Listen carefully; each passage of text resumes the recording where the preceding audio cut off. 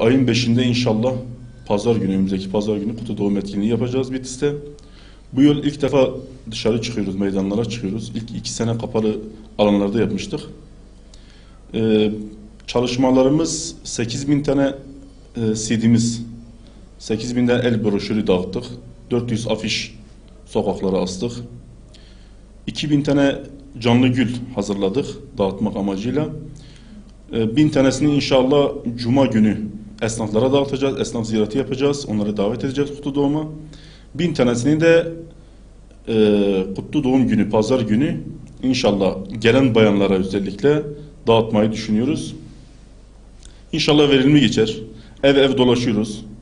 Hemen hemen Bitlis'in bütün evlerine inşallah gitmeye çalışıyoruz. Arkadaşlar Allah kendilerinden razı olsun.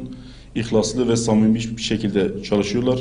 Resulullah Aleyhisselatü Vesselam'ın sevgisine mazhar olabilmek için, Allah Azze ve Celle'nin rızasına mazhar olabilmek için gayretimizi sürdürüyoruz inşallah.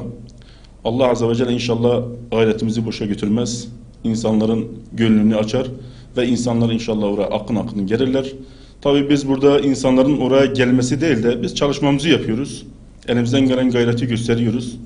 Resulullah Aleyhisselatü Vesselam'ın aşkıyla, sevgisiyle, muhabbetiyle insanlara gidiyoruz. Allah Azze ve Celle dilerse orayı doldurur, dilerse kimseye de getirmez. O Allah Azze ve Celle'nin elinde olan bir şeydir. Biz inşallah ihlası ve samimiyeti esas alarak çalışmalarımıza devam ediyoruz. İnşallah Allah Azze ve Celle bizi muvaffak eder.